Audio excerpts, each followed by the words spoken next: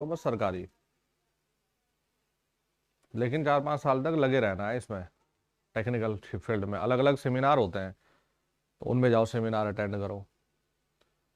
उसके बाद बस एक बार अपना रिज्यूमे सब टोटल एक्सपीरियंस के साथ टच करके एबीवीपी भेजो, टाटा मोटर्स भेजो, 4 घंटे की नौकरी बस। फिर देखो आपकी बोली लगाते हैं वो लोग, फिर मिलता है तगड़ा सा पैकेज। अब लोग ये कि उन्हें सरकारी है अपना, अगर पैसा कमाना है तगड़ा सा, तो लोग सरकारी 4-4 5-5 5 साल छोड़ छोड़ के वहां जाते हैं पैसा कमाने के लिए। वहां उठाते हैं करोड़ों करोड़ों के पैकेज। नहीं नहीं, आईटीआई वालों को भी लेकिन मिलता तो 5 गुना ज्यादा है ना सरकारी से। क्यों नहीं मिलता? 5 टाइम्स ज्यादा मिलता है। अगर यहाँ तुम्हें एक मिलेंगे तो वहाँ 5 का ऑफर आएगा तुम्हें। वो वैसे नहीं लेते ना, फ्रेशर के लिए रिक्रूट कहाँ करते हैं, वो ना के बराबर करते हैं, वो बहुत सेटिंग शूटिंग हो तब करते हैं, अदरवाइज नहीं करते। उन्हें पैसा देने में दिक्कत नहीं है ना। टाटा मोटर सिर्फ 4 घंटे काम करवाती है, सिर्फ 4 आवर जॉब है। मतलब जो उसके कोर विंग्स में मेंबर है उनके लिए बहुत सारी चीजें हैं। धीरे धीरे जब चलोगे आगे अपने आप जानकारी होगी। लेकिन दो तरह के लोग हैं ना, एक जहाँ चले गए वहीं पे रिटायर हो जाए, और एक आगे कुछ ना कुछ बढ़ते रहे। चलो जी, ये रहा।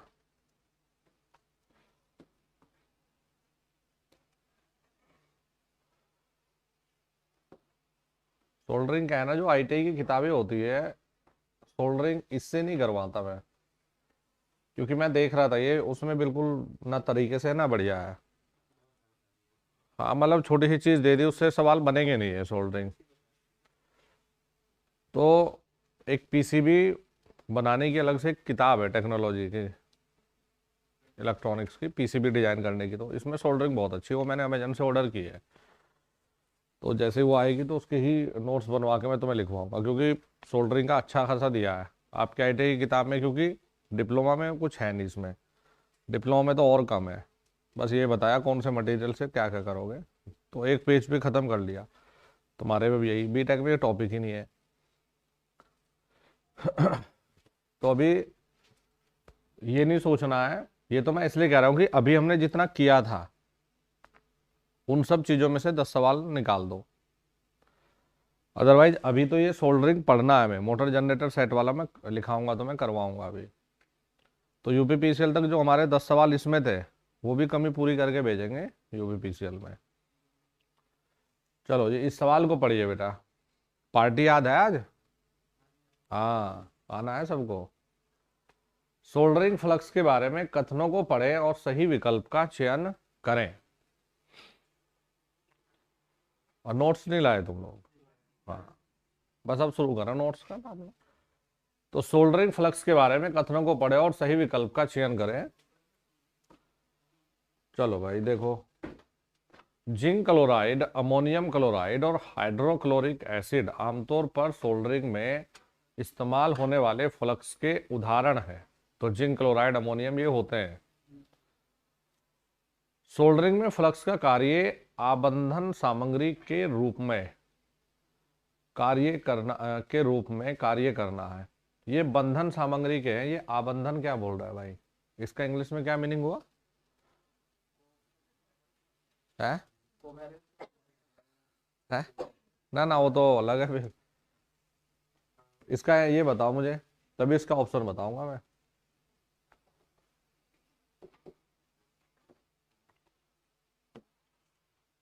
तभी तो मैं तुम्हें बोलता हूँ कि सवालों वालों को आदत बनाओ इंग्लिश में, एक एक लैंग्वेज में। अब इंग्लिश में लिखाऊं तो तुम इंग्लिश वाले को ये टेक्निकल सब जल्दी समझ जाओगे एज कम्पेयर टू हिंदी। लेकिन बच्चे सुनते भी कहाँ है? नहीं नहीं, बहुत ऐसे नहीं कहो, ए तो सही है। हैं? बॉन्ड सामग्री के हैं? नहीं नहीं, ये बॉन्ड थोड़ा ना बनाता है ये। बॉन्ड बॉन्ड तो फिर अलग चीज है, बॉन्ड एटम न्यूक्लियस इन सब के चीज में बनता है बॉन्ड तो। कार्य आबंधन सामग्री के रूप में कार्य करना है। सोल्डरिंग में फ्लक्स का कार्य, ये गलत हो गया है तो। बॉन्ड नहीं बनाता ना ये, फ्लक्स का कार्य बंधन सामग्री के रूप में कार्य करना है, ये गलत है इसमें। पहला ठीक है, तो इसका होना चाहिए हमारा परित्याग ही तो है। आबंधन मतलब टूटना, एक तरह से बंधन बनाता है, ये आबंधन बोल रहा है। तो ए सत्य है और बी असत्य, ये सही है इसमें। हाँ ये भी कर सकते हो, परित्याग छोड़ देना, मुझे लगा सवाल को कह रहा छोड़ देना तो छोड़ना नहीं है, बांध के रखना है, बंधन। लो भाई अपने नोट्स एसी एनालिसिस के देखो।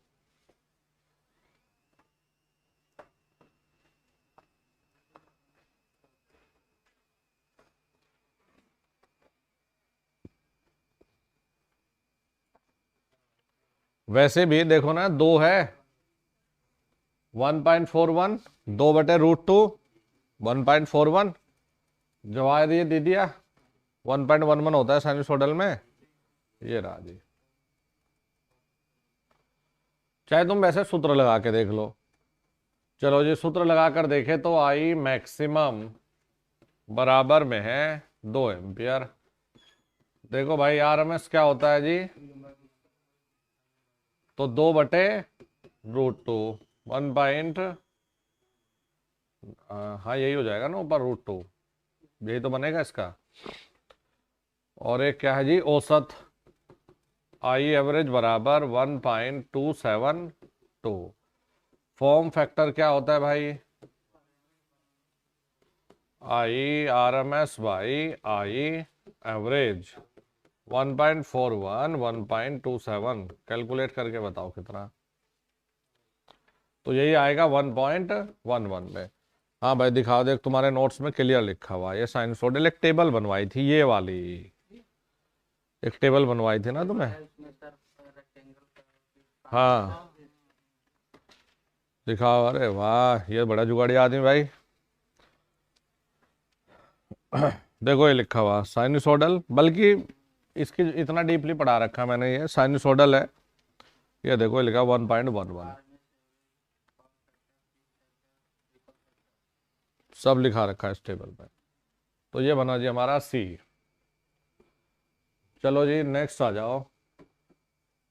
ये तो हमने टेस्ट पेपर मतलब 3 चीजें कही देखो हमने हमेशा आपको, जयप्रकाश बाबू, हमने कहा रेगुलर क्लास के नोट्स पहली प्रायोरिटी रखनी है आगे आने वाले एग्जाम की, जो पहले हो गया उसे भूल जाओ, है ना। हम क्यों पुरानी चीज़ों को लेकर अब दिमाग में वो पाले कि नर्वस फील करे या डर लगे।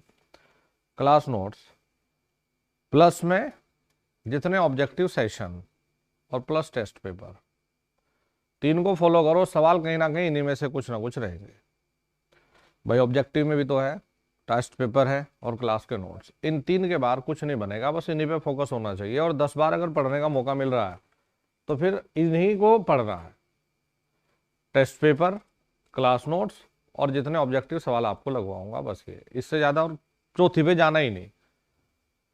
मतलब आदमी ये कहे कि जी वो किताब पढ़ूँ, ये पढ़ूँ, ये पढ़ूँ, ये पढ़ूँ, वो पढ़ूँ, कुछ नहीं करने की जरूरत। नोट्स, टेस्ट पेपर और ऑब्जेक्टिव सेशन, इन 3 के अलावा कुछ करने की जरूरत नहीं है, नंबर फुल तो आएंगे तुम्हारे।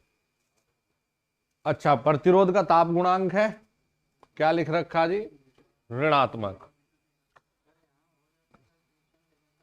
कोई बात नहीं, जब यहाँ करने की आदत बनाएंगे, प्रैक्टिस करेंगे तो फिर वहां भी होंगे। तो यहाँ मैं खड़ा, मैं वही तो बोलता हूँ, तभी तो टेस्ट पेपर करवाते हैं तुम लोगों को। हाँ। लेकिन एक चीज नोटिस की होगी, टेस्ट पेपर में रेंज क्या चल रही थी नंबर की,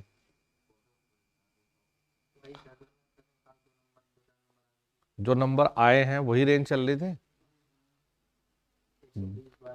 वही रेंज जो चल रही थी वही नंबर है। मैं इसलिए बोलता हूँ कि इस टेस्ट पेपर को ऐसे लो जैसे तुम वहां एग्जाम हॉल में बैठे हो, अगर यहाँ अच्छा परफॉर्म कर दिया तो वहां भी वही रेंज आएगी। यहाँ भी प्रेशर ही होता है यार, टेस्ट पेपर का तो प्रेशर भले कम होता है लेकिन होता जरूर है। अच्छा जी, तो ऋणात्मक ताप गुणांक क्लासिफिकेशन ऑफ मटेरियल में लिखवा रखा आपको। देखो चालक का पॉजिटिव शुद्ध धातु, ऋणात्मक की बात कर रहा है, ऋणात्मक कितनी बार लिखा है तुम्हें, विद्युत ये इलेक्ट्रोलाइट, बल्कि बैटरी पढ़ा रहा था, उसमें बैटरी में बताया तुम्हें भाई नेगेटिव टेम्परेचर कोफिशिएंट होता है। चलो जी आ जाओ, देखो पहले तो जैसे सवाल आया बेटा, आपको ये पता होना चाहिए कि जी देखो मॉसफेट है, इसकी फुल फॉर्म है जी metal oxide field effect semiconductor field effect transistor. कई बार इसे ना insulated gate field effect transistor के नाम से भी जानते हैं, ठीक है। इसमें जो एक इंसुलेटिंग लेयर बनाते हैं ना, वो बनती है SiO2। जो लेयर बनती है वो सिलिकॉन ऑक्साइड वाली जो बनाता है SiO2 वाली लेयर। अच्छा जी साकिब उधर चल रही है तुम्हारी कंट्रोल सिस्टम, गुरुजी क्लास ले रहे हैं, लेट हो गया। और तो अब देखो इसमें 3 अलग अलग टर्मिनल बनाते हैं, एक होता है सोर्स, एक ड्रेन और एक गेट। देखो आपने 2 तरह से ये पढ़े हैं बेटा, अगर तुम्हें थोड़ा सा याद दिलाऊं तो 2 तरीके से आपने ये पढ़े हैं। एक पढ़ा है जी आपने इनहेंसमेंट टाइप, और एक पढ़ा है डिप्लीशन टाइप। डिप्लीशन दोनों मोड में काम करता था। जैसे ये हमने सोर्स लिया है बेटा, ये हमने गेट लिया है और ये हमने ड्रेन ले लिया। अच्छा जी यहां जो हम लगाया करते थे, एक हमने VGS लगा दिया भाई, N चैनल P चैनल इस तरह का बनेगा जी। ये बिछी होती थी यहाँ लेयर SiO2 पे। आप ये देखते थे कि जैसे जैसे हम लोग ये वोल्टेज को वेरी करते थे VGS, तो यहाँ पे चैनल की जो विड्थ थी वो कम या ज्यादा हुआ करती थी, होती थी। अब एक चीज को याद करो, देखो ऊपर कंडक्टर, नीचे ये भी चार्ज, ऊपर भी चार्ज था, तो बीच में अगर कोई इंसुलेटिंग मटेरियल आता था तो वो कैसे फॉर्म होता था, कैपेसिटर। तो जो पूरी कहानी आती थी, चैनल धारा को नियंत्रित करने के लिए गेट धारिता यानी कि गेट कैपेसिटेंस का इस्तेमाल होता था। ना तो आपको गेट के अक्रॉस में कोई रेजिस्टेंस पढ़ाया जाता, ना ही आपको बैरियर पोटेंशियल की कोई चर्चा होती, पीएन जंक्शन। क्योंकि पीएन जंक्शन बैरियर पोटेंशियल बहुत इंपॉर्टेंट रोल प्ले करता है हमारा, जब हम डायोड पढ़ रहे होते हैं या फिर हम लोग बीजेटी पढ़ रहे होते हैं। इसके बाद में आता है कि गेट धारा। अब इंडक्टेंस तो शब्द जिक्र भी नहीं होता, इंडक्टेंस के लिए चुंबकत्व की जरूरत थी, ऐसा कुछ मतलब था नहीं। सिर्फ क्या होता है गेट कैपेसिटेंस, इसका मीनिंग आता है चैनल धारा को। देखो आपको कई बार ये सिखाते भी है कि जैसे जैसे VGS को बढ़ाएंगे या करेक्टरिस्टिक्स कुछ ऐसे बनती है। देखो मैं बता दूं, जैसे VGS ये है, ये IT है, तो जो इनहेंसमेंट टाइप बनता है, इनहेंस में तो आपने देखा होगा सिर्फ एक ही बनती थी, ये बढ़ना बढ़ना। डिप्लीशन 2 तरह से बनता था, एक हम बनाते थे P, यानी कि 2 तरह से, एक डिप्लीट और इनहेंस, और अब जब N तब ये 2 तरीके से डिजाइन करते थे, P के लिए और N के लिए। अब किससे प्रभावित हुई है यार, VGS, कौन सी, गेट सोर्स वोल्टेज। अब गेट सोर्स वोल्टेज वैसे ही नहीं आगे कि डायरेक्ट बंदी होती है, गेट सोर्स वोल्टेज के बीच में ये इंसुलेशन भरा हुआ है पूरा का पूरा, गेट सोर्स वोल्टेज के बीच में ये इंसुलेशन है। अब इंसुलेटर इधर भी चार्ज था इधर भी चार्ज था, तो यहां क्या फॉर्म होता है जी, हमारा कैपेसिटेंस फॉर्म होता है। चलो भाई सबसे पहला लेक्चर खोलना जिस दिन से तुम्हारी क्लास को शुरू किया था, जिस दिन से शुरुआत की थी, सबसे पहला क्लास।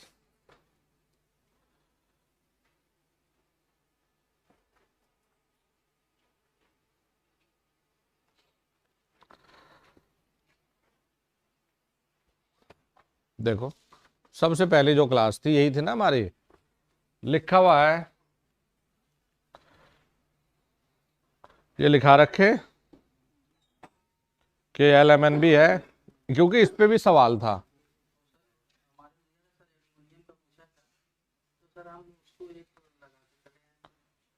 इलेक्ट्रॉन दे रखा है, द्रव्यमान, इलेक्ट्रॉन पे चार्ज है, प्रोटॉन का है, प्रोटॉन पे चार्ज है, न्यूट्रॉन पे है, सब है। अब क्या है, इलेक्ट्रॉन पे ऋणात्मक होता है, -1.6 10⁻⁻19, सही है ये। धनात्मक आवेश वाहक हो सकते हैं जिसमें प्रोटॉन और धनात्मक आयन शामिल है।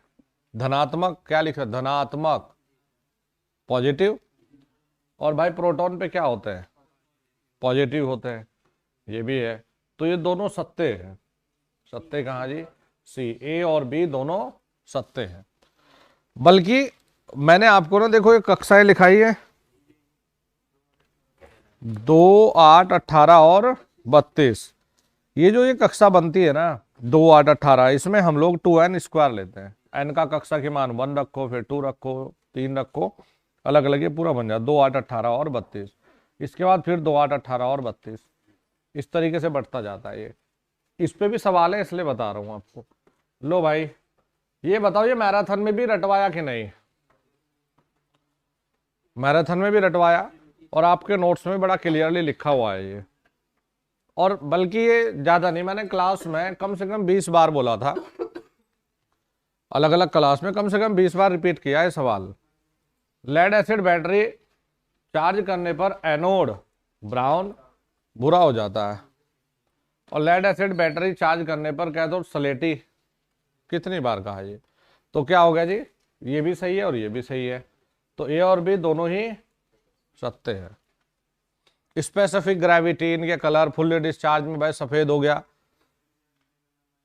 1250, 1280, 11, 10, 11, 70, ये कई बार रिपीट किया क्लास में आपके। चलो जी, फ्यूज पढ़ाए थे आपको पक्का?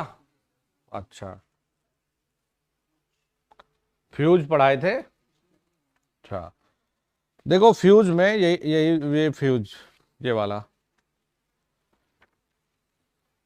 इसमें दोस्त पूरा पूरा पढ़ा दो तुम्हें। हमने लिखा ये था कि फ्यूज के पदार्थ की विशेषता, और हमने लिख रखी very very important. Fuse material की लो मेल्टिंग पॉइंट होना चाहिए, तो उसके लिए जरूरी था टिनवा लेड। लो रजिस्टिविटी होना चाहिए, इसके लिए सिल्वर और कॉपर बढ़ जाता।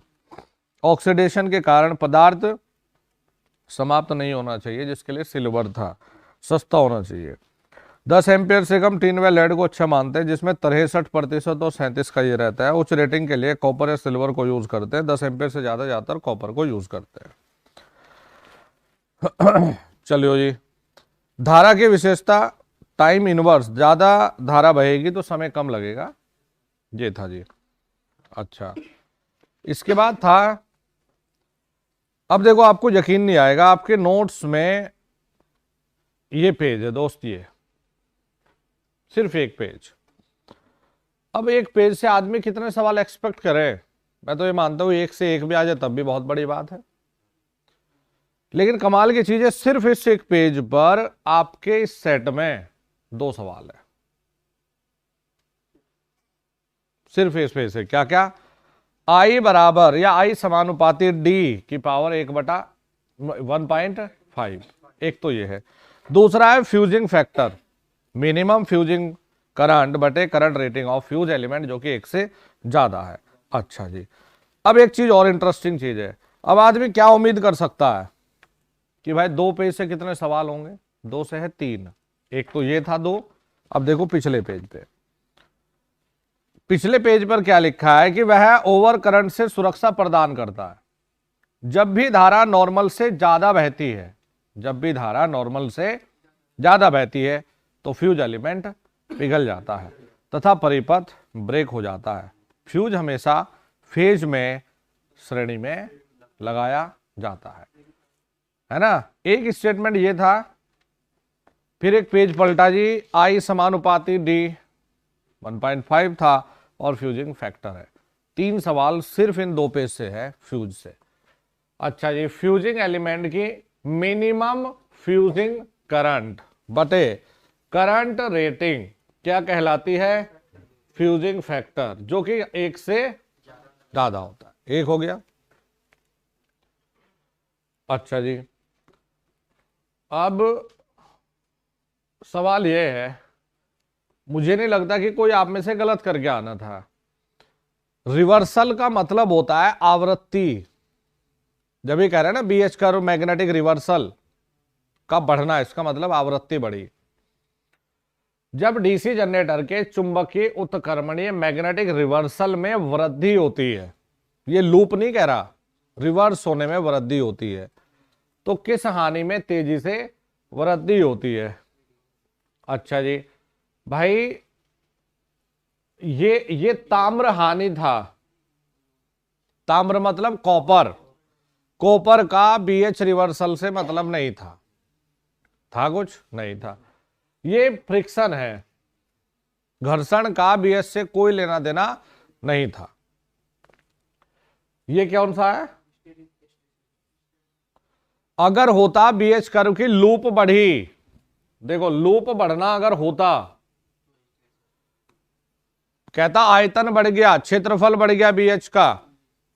ये कह रहा है मैग्नेटिक रिवर्सल बढ़ा, मतलब कि पॉजिटिव निगेटिव बहुत जल्दी, यानी कि एफ को ज्यादा महत्व दिया जाता है वहां। अब वैसे देखा जाए तो सबसे बेस्ट हमारा ये था। थोड़ा बड़े तो गया तो अबे ये कौन से वाला ये ले रखा भाई। हमारा कौन सा बढ़ना था जी? एडी करंट हानि। ये हमारा सबसे बेस्ट ऑप्शन था इसमें, क्योंकि सबसे ज्यादा जो बढ़ोतरी दिखेगी वो वहीं पर है। हाई स्टेशस में दिखेगी तो, लेकिन बहुत कम दिखेगी इसकी तुलना में। तो मेजर रोल कौन सा प्ले करेगा? ये करेगा। हाँ, अगर ये कह देता खुले दिल से कि भाई बहुत बड़ा कर दिया, तो फिर तो हम कहते जी भाई भाई हास्टेसिस बढ़ा दिया तुमने। चलो जी, ये दिखाना जरा। लेकिन सवाल अच्छा दिया था। इल्यूमिनेशन पढ़ाया था तुम्हें भाई? सच बताओ बच्चों, आपको सीधे सीधे ये पढ़ाया कि देखो हमें ल्यूमेन चाहिए है जी। अरे फ्लक्स बराबर में आप ल्यूमेन बटे एरिया किया करते थे। ये रहा देखो सूत्र। ऐसा नहीं है, सूत्र तुम्हें सारे लिखाइए।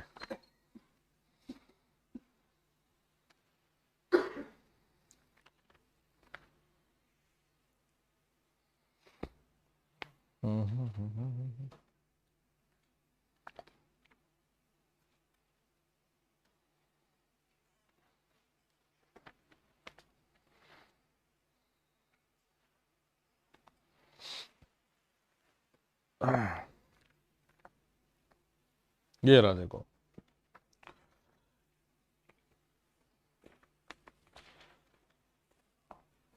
ये क्या दे दिया? लक्स। ये सूत्र बता भाई दोस्त, ये क्या है? ई बराबर 5/a। ये तो दे रखा है। अच्छा, तो तुम अगर फाई को निकालना चाहो यहां से तो फाई निकल जाएगा क्या? अच्छा जी, देखो तुम क्या करोगे। अगर तुम फाई निकालोगे तो 40 गुणा आकार कितना था एक हॉल का? 15 गुणा 15। बेटा मीटर में ही है ना, तो 225 मीटर स्क्वायर। यही करोगे यार, तो 225 कर दिया। अब देखो, यदि लैंप की दक्षता 60 ल्यूमन पर वॉट है, यूजफुल फैक्टर उपयोगिता गुणांक 0.5 है, और कैंडल शक्ति अवश्य 25% है। एक बात बताओ, देखो यूजफुल का मतलब है तुमने यहां से कुछ भेजा ये, लेकिन इस तरफ यहां से मात्र कितना पहुंचा जी? 0.5। यही था। देखो इसका मतलब है उपयोगिता गुणांक 0.5 है। कहा? अरे 0.6 है तो कोई भी दिक्कत नहीं। ये लो भाई, पेपर में बता देना कि टाइपिंग में हो सकता है कुछ। यानी कि 0.6 है। यानी कि अगर तुमने कोई लैंप लगाया, यार ये सोचो ये लैंप लगाया है, तो यहां से अगर 1 भेजोगे तो बाबू यहां 0.6 मिलेगा। यही तो। अच्छा जी, फिर दूसरी बिंदु ये सोचो जरा, अगर इस तरफ हमारा 40 गुणा 225 है यहां पर फाई, तो इस तरफ ज्यादा होना चाहिए, या आएगा कि नहीं ज्यादा? चलो जी, अब हम ये समझ गए कि भाई देखो यहां है 40 गुणा 225। फिर दूसरा ये सुनो, कैंडल शक्ति अवक्षय जो लॉस था वो कितना है बाबू? ओहो, यानी कि जो कैंडल पावर यहां से भेजी गई इसमें से 25% हो गया लॉस, यहां कितनी मिला है जी? 75 मिलेगा। अच्छा, या ये कहें कि अगर यहां पर हम ये कहें कि भाई यहां पर 1 है, या यहां पर अगर 0.75 है, तो यहां से 1 भेजा गया। तो अगर हम लोग इस लैंप के लिए ल्यूमेन कैलकुलेट करने लगे बेटा, तो जरा ये बताओ 40 गुणा 2, ये तो आउटपुट है भाई जो तुम्हें मिला, 40 गुणा 225 बटे 0.6 गुणा 0.25, भाई ज्यादा ही मिलेगा ये। तो अब ये बताओ इसका मान कितना आ गया, कैलकुलेट करके बताओ।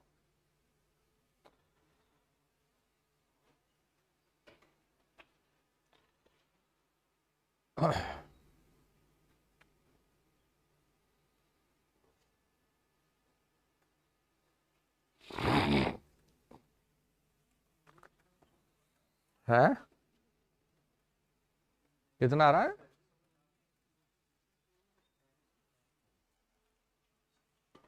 भाई 15 × 15 एरिया 225 नहीं होगा क्या? अरे फाई का मान निकाल लिया हमने यहां से, कितना आ रहा? 60,000, यही आया, यही आ रहा है, 60,000 ल्यूमेन आ गया हमारा। ठीक है जी।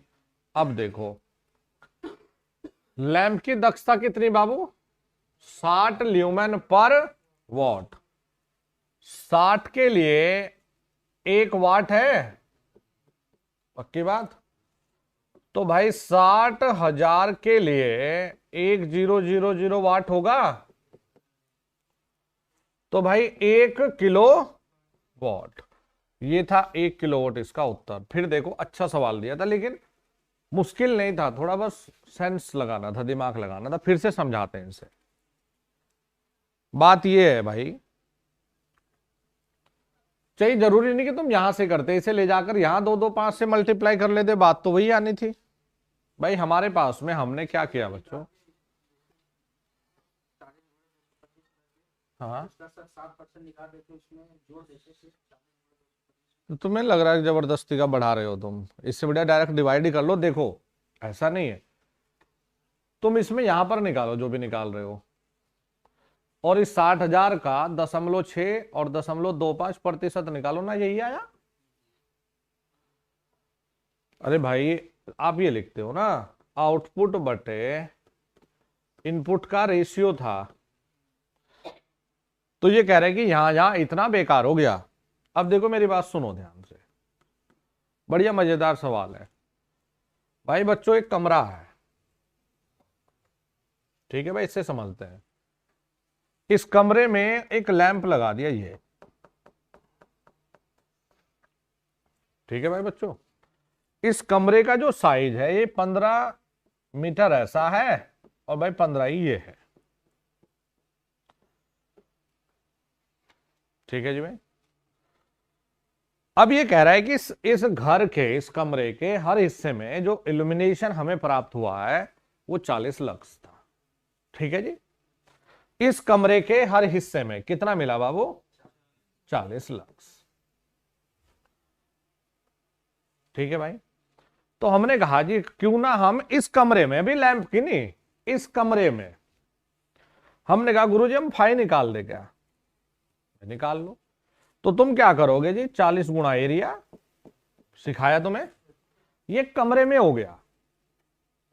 अब देखो ये कह रहा है, अब जो दक्षता होती है यार ये कमरे की थोड़ा नहीं तो लैंप की दी जाती है ना, 60 ल्यूमेन पर वॉट।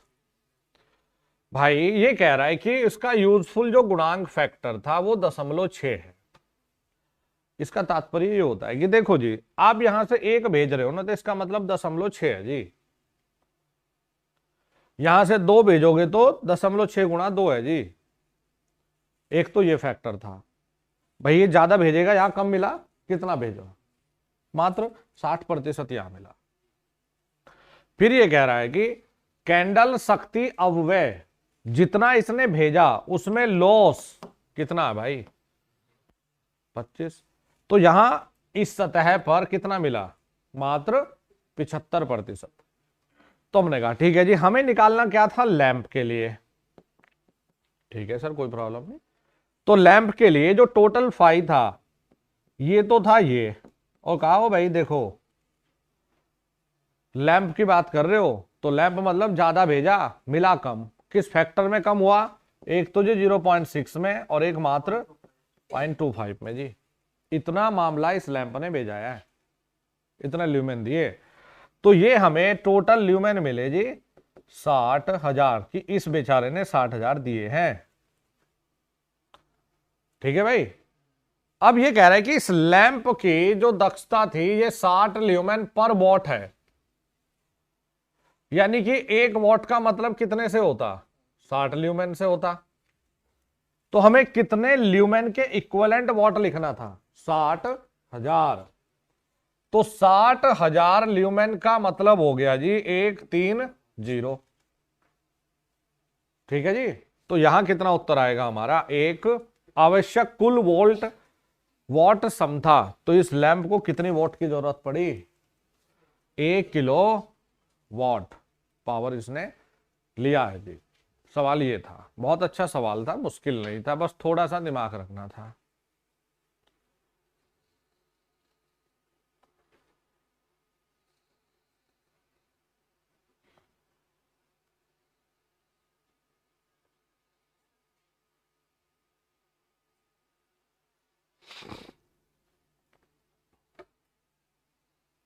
कर लिया, चलो भाई आगे बढ़ो।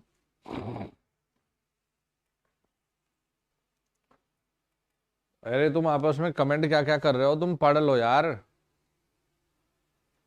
पढ़ लो। काहे का इतना ये सब कर रहे हो, पढ़ लो यार, कोई तुम क्या क्या लिखे जा रहे हो। एक बच्चा कह रहा है सर की रेगुलरिटी क्या है? कम।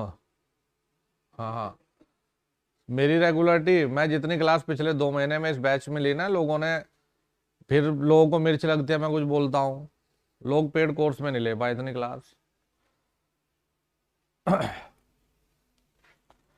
चलो दोस्त आ जाओ। आज तो हम साल के अंतिम दिन में 2022 के 31 दिसंबर को है जी। निम्नलिखित में से कौन सी सोल्डरिंग के लिए नियोजित विधियों में से एक नहीं है। खैर हमने अब तक सोल्डरिंग तुम्हें पढ़ाई भी नहीं, अब पढ़ाएंगे तुम्हें बढ़िया। तो इसका खैर अभी टॉर्च सोल्डरिंग है, लेकिन अभी आफ्टर 4 to 5 डेज हमें मिलेगी किताब और उससे करवाएंगे हम तुम्हें सोल्डरिंग। हाँ 4-5 दिए इसने, 6 ही दिए होंगे शायद, और वही हमने हमने वही तो कहा, वही सोल्डरिंग है, तुम्हें नहीं करने थे, पढ़ा दियो तो तुम उसे भी करके आते। अच्छा जी। भाई सच बताओ, ये किसने तुम में से गलत किया क्या, एनर्जी मीटर है? ये तो किसी को गलत नहीं करना था भाई, हमने लिखाया नहीं था।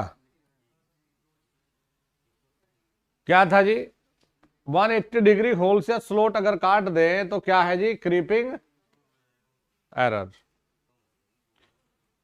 कम हो जाती है। लिखा बना भी रखे डब्बे, देखो 180 डिग्री पे बना रखे, देखो 180 डिग्री पे काट दो, गोले भी बना रखे। अच्छा टेम्परेचर एरर, मन नहीं कर रहा, अभी बताओ जल्दी टेम्परेचर एरर को कम करने के लिए। ठीक है, वो भी कहते हैं वैसे म्यू टेम्प इस्तेमाल होता है, मैग्नेट यूनिट ना। फेज एरर नहीं नहीं, हमने लिखा ही नहीं वो। एनर्जी मीटर में कब लिखाई है, लैगिंग कंपनसेशन लिखाई थी वो तो ऊपर साइड। फ्रिक्शन एरर को बीच में जो स्पेंडल घूमता है ना, इस पे साइडेड लूप चिपका दो। ठीक है जी। स्पीड एरर, हाँ मैग्नेट की पोजीशन को चेंज करके, वेरी गुड। इसमें तो हमने बढ़िया से डायग्राम डुग्राम चित्र खींच रखे। बताना भाई, अनुनाद आवृत्ति के ऊपर सीरीज रेजोनेंस खोलना जरा। ये फॉर्मूले बहुत जरूरी है जो ये ओपन कर रखे भाई बच्चों तुम लोगों ने।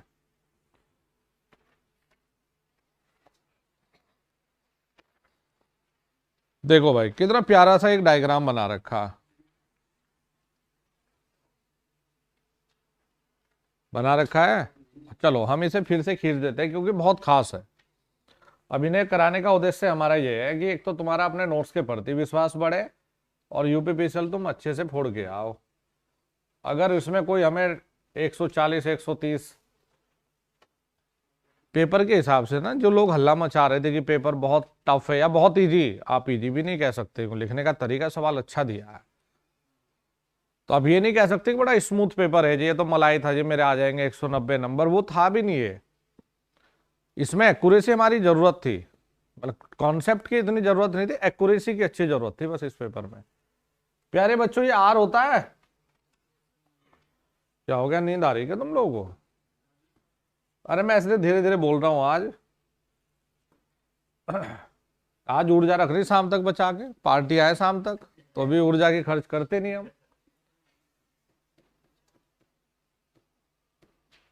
एक्सेल, एक्सी, जेड, ये ले लेते हैं। देखो भाई बच्चों, ये होता है एक्सेल। भाई फ्रीक्वेंसी बढ़ेगी तो ये बढ़ेगा। ये चित्र अब इसलिए बनवा रहा हूं कि एग्जामिनर अब ये भी दे रहा है इसमें चित्र, बल्कि तुम्हें एक दो ये सवाल बताऊंगा। 2 सवाल इसमें कंट्रोल सिस्टम से थे, 2 सवाल कंट्रोल सिस्टम से थे इसमें पेपर में, अभी आ जाएंगे। देखो ये एक्सेल हो गया। अच्छा, एक्सेल को हमेशा पॉजिटिव जे पे बनाना है। ये नीचे होता है देखो -j, तो यहां बनाना है एक्सी, ये है एक्सी। ये बनाओगे रेजोनेंट ओमेगा नॉट, तो भाई यहां तो एक्सी ज्यादा है, एक्सी ग्रेटर देन एक्सेल, तो रिजल्ट नीचे बनेगा। और बेटा इससे ऊपर पे एक्सेल बड़ा है एक्सी से। जेड ये बनाया था, अरे वाह। ये बताओ इधर क्या बड़ा है? एक्सी बड़ा है। अग्रगामी लिख दें, लीडिंग। अब मैं भी सही बता रहा हूं ना, ये ज्यादातर ना आप ये टेक्निकल शब्दों को ना इंग्लिश में ही करो, क्योंकि ना तुम्हें उठ पटांग से सब दिख रहे हैं, क्योंकि नॉर्मल इंपीडेंस इन्हें तुम जानते हो, और ये प्रतिस्पर्ध पता नहीं क्या क्या लिख रहा है, तो ये तुम्हें कंफ्यूज कर देंगे। भाई ये होता है लैगिंग, ठीक है, किससे? इससे ज्यादा पर। तो श्रेणी अनुनाद के लिए अनुनाद आवृत्ति के ऊपर बोलो किस तरह का है? शक्ति गुणांक लैगिंग। पहला कह रहा है कि शक्ति गुणांक अग्रवर्ती और एकांक से कम है। अग्र लीडिंग थोड़ा ना है, गलत, ये भी गलत है। शक्ति गुणांक पश्चवर्ती और एकांक से कम है। भाई यूनिटी मतलब 1 से तो कम ही आएगा ना, तो ये हमारा हो गया देखो सेट। अब तुम्हें हम देखो कुछ और बनवाते हैं आज। देखो ये तो जो डायग्राम था ना, भाई बच्चा आता है हर बार कुछ ना कुछ नया सीखने के लिए उम्मीद से। ये डायग्राम था हमारा सीरीज रेजोनेंस के लिए। अब पैरेलल के लिए, पैरेलल रेजोनेंस में रोल प्ले करता है बच्चों Y, जिसे आप ये लिखते हो मतलब B। ये कंडक्टेंस और ये ससेप्टेंस। देखो मजेदार चीज ये है, जैसे रेजिस्टेंस कांस्टेंट रहता है वैसे ही G कांस्टेंट रहता है, ठीक है। अच्छा, ये एडमिटेंस इंपिडेंस का उल्टा होता है। वहां पॉजिटिव में क्या बनाया था? एक्सेल। यहां पॉजिटिव में बनाओगे एक्सी बीसी। वहां निगेटिव में क्या था? एक्सी। यहां बनाओगे बीएल। ये आएगी रेजोनेंस, ठीक है। अब देखो यहां नीचे क्या बड़ा है? BL greater than BC. यहां पर है बीसी बड़ा है बीएल से। वही कहानी, बस यहां पर क्या बनाओगे? ऐसे बनेगा वाई, वाई, और वाई का उल्टा क्या बनाओगे? जेड। ये बनाओगे जेड। भाई बच्चों रेजोनेंस से कम पर बताओ क्या है? इंडक्टिव ज्यादा है तो लैगिंग, शाबाश। और इधर पर बीसी ज्यादा है तो लीडिंग। ये बनता है पैरेलल के लिए। तो आजकल ट्रेंड में ये चीजें, ये थोड़ा ना देगा एग्जामिनर। अब एग्जामिनर को कोई भरोसा नहीं, पता है क्या, सिर्फ ये खींच दिया, ये खींचते ही ये पूछ रहा है ये लाइन क्या है, ये ओमेगा लिख दिया और कह देगा कि ओमेगा वर्सेस बीएल ग्राफ कौन सा सही है। तो आपको पहचानना भाई बीएल का तो ये था सर। तो जरूरी थोड़ा है क्योंकि आप 4 अलग अलग ग्राफ पढ़ के चल रहे हो।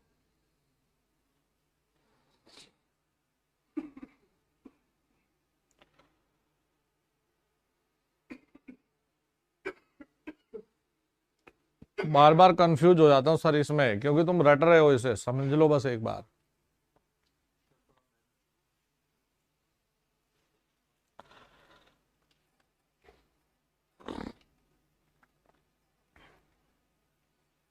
चले भाई बच्चों आगे। अब ये बताओ जी, हाँ जी, तुम्हारे मैग्नेटिज्म में पढ़ा रखा क्यूरी टेम्परेचर, क्यूरी से ऊपर जाए भाई संतप्तीकरण चुंबकीकरण क्या है, शून्य। भाई क्यूरी वही तो जिसपे अपना मैग्नेटिज्म खो दे, तो क्या है जी, कितना चुंबकता हो, शून्य। बल्कि मैंने तो इनके ये भी लिखा रखे कि आयरन का 770 करना, निकिल का 358 करना, कोबाल्ट 1120 1121 करना, ये भी लिखा रखे। अब देखो इस अकेले वाले से मैग्नेटिज्म के सिर्फ पहले पेज पे जितनी नोट्स में आपके चीज है ना, 2 सवाल है यहां से भी। क्या है, एक तो क्यूरी टेम्परेचर था और एक सवाल यह था कि भाई इस क्यूरी टेम्परेचर से कम पर कोई एक पदार्थ अचुंबकीय रहे तो इसका मतलब डायामैग्नेटिक है। भाई क्यूरी से नीचे कोई भी फेरोमैग्नेटिक मटेरियल चुंबक तो रखेगा, ये कह रहा है अचुंबकीय रहे मतलब डायामैग्नेटिक है। चलो जी, अब देखो ये सवाल है हमारा, उन वैद्युतीय खंभों के संबंध में निम्न दिए गए कथनों पर विचार कीजिए, साथ ही सही विकल्प का चयन कीजिए जो निम्न को टेक देने के लिए उपयोग में लिए जाते हैं। कथन ए कह रहा है विज्ञापन board, B TV cable, data cable. ये बताओ रियली में, मतलब सच में है? नहीं भाई, हमने जब टावर पोल पढ़ाए, तुम्हें खंबे पढ़ाए, पोल पढ़ाए, हमने पूरे इलेक्ट्रिकल या पावर सिस्टम में कहीं तुम्हें ये पढ़ाए कि भाई विज्ञापन बोर्ड कैसे लगाए जाएं, इसके लिए ऐसे पोल हमने क्या पढ़ा है भाई? 11 के लिए ऐसे बनाओ, सिंगल लाइन बनाओ, डबल लाइन बनाओ, हॉरिजॉन्टल बनाओ, वर्टिकल बनाओ, आरसीसी पोल लगाओ, स्टील टावर लगाओ, अपने इलेक्ट्रिकल पॉइंट ऑफ व्यू से ना। तो क्या हमने कभी खंभों को या टावर को गाड़ना सिखाया तुम्हें कि टीवी केबल कैसा खींचा जाए? नहीं ना। तो ये सारे के सारे हमारे असत्य हैं, सिर्फ कॉमन सेंस ही तो लगना था। क्या हम इलेक्ट्रिकल वाले, हम थोड़ा ना विज्ञापन बोर्ड के लिए खंबे गाड़ेंगे भाई।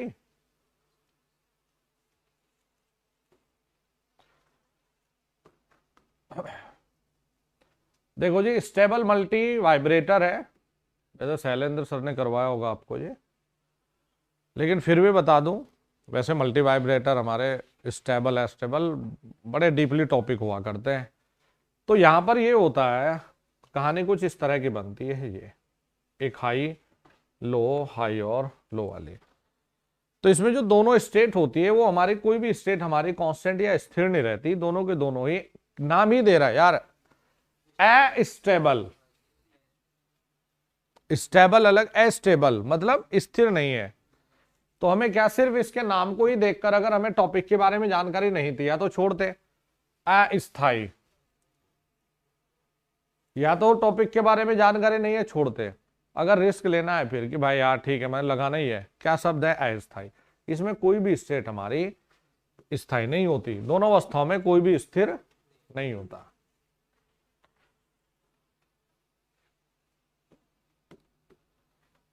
भाई ये बताओ, जो स्टील है,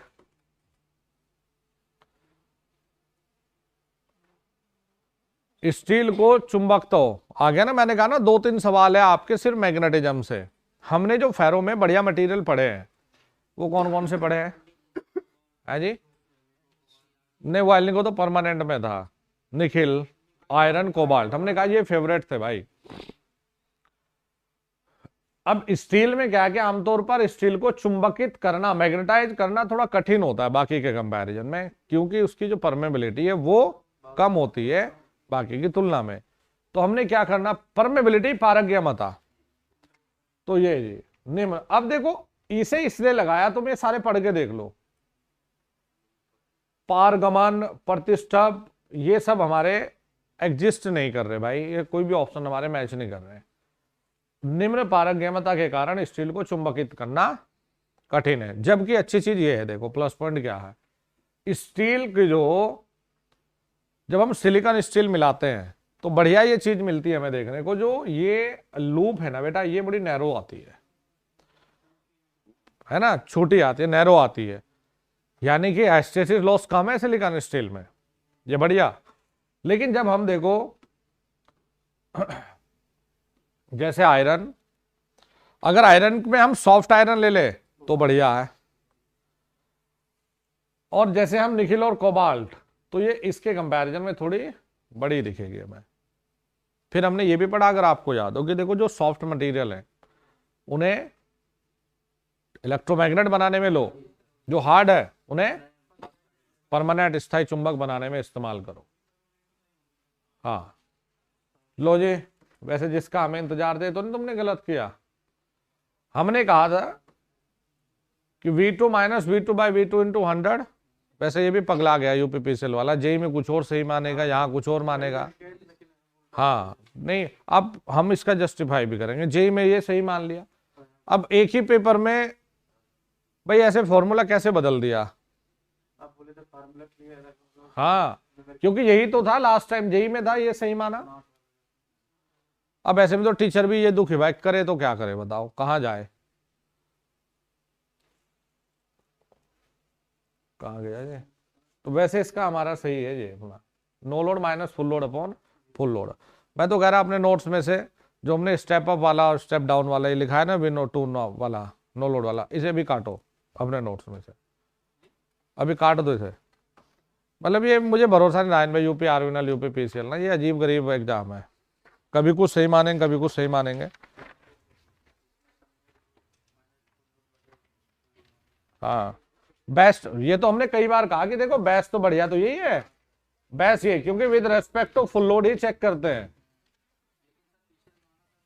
हाँ यूपीपीसीएल ने कराया जब जेई में, यूपीपीसीएल जेई में देखो सही, अब बच्चा भी क्या करे, टीचर भी क्या करे, तो यूपीपीसीएल जेई ने देखो क्या माना, no load minus full load बटे नो लोड। भाई ये मानो कि भाई 50-60% इसमें किस्मत है, हो सकता है नेक्स्ट टाइम आ जाए यूपीपीसीएल इसको फिर मान ले, तो ऐसे सवाल में तुम कुछ नहीं कर सकते, गलत हो जाए तब दुख मानो, सही कोई दिक्कत नहीं है।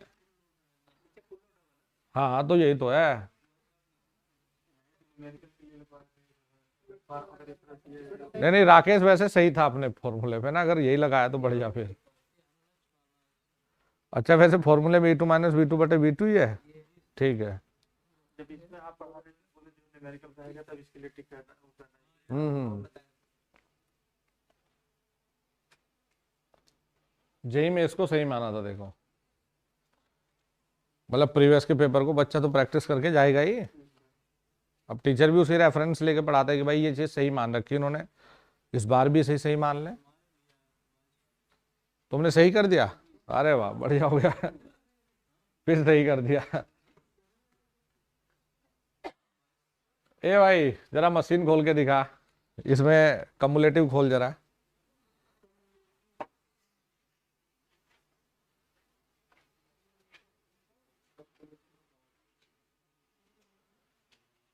मैग्नेटाइज होगा उतनी पारगम्यता, परमेबिलिटी अच्छी होगी, पारगम्यता परमेबिलिटी तो होती है।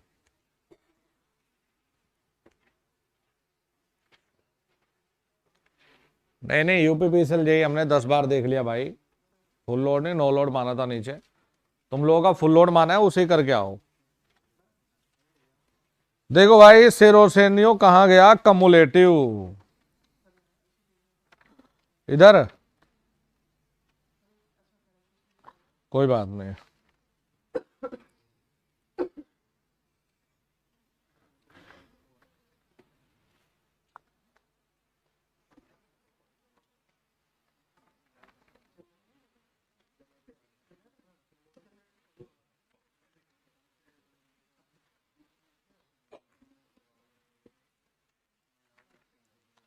अरे ये दिखाओ, मैंने ये लिखवाए थे तुम्हें। अरे ये तो रहा यार, ये रहा देखो, 5SH प्लस 5SC दोनों प्लस लिखा तो रखा है। कम्युलेटिव मतलब प्लस, डिफरेंशियल मतलब घटाना।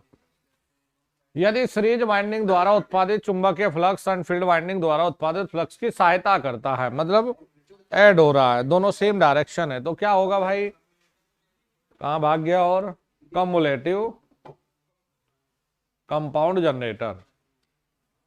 ठीक है, ए लॉन्ग और शॉर्ट तब तक नहीं बोलोगे जब तक वो सीरीज फील्ड वाइंडिंग में करंट कौन सा बह रहा है वो ना दे। ठीक है, तो सिर्फ क्या है, अगर 5SH प्लस 5SC बराबर में 5R तो मतलब कम्युलेटिव, और अगर डिफरेंस हो तो ये अगर 5R तो ये होता है डिफरेंशियली। ठीक है भाई। ओहो, अभी मैराथन में बनवाया था तुम्हें, और ऐसा नहीं हमने 35वें में दिखाया था शायद, ये 35वें में दिखाया था ये रूल, 35 में। अच्छा, तो क्या है ये, वार। मैंने क्या था, खोपड़ी हड्डी ये सब है जी, वार्निंग सिंबल। चलो जी, SCR ओपन करो जरा।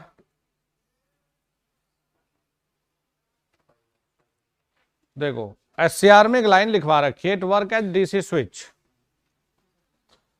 AC स्विच लिखाया गया, DC स्विच लिखाया। अब आ जाओ, देखो यहां बेटा किस तरह की सप्लाई दी। अब मैंने कहा ना कि पेपर में सवाल इसने पूछे तरीके वाले हैं। पॉजिटिव निगेटिव DC दिए, तो DC पे ना तो डायक को किया करते ना ट्रायक को किया करते हैं क्या ना। मॉसफेट होता है वहां जहां हाई फ्रीक्वेंसी एप्लीकेशन लिया करते हैं, स्विचिंग फ्रीक्वेंसी बहुत हाई होती है मेगाहर्ट्ज में।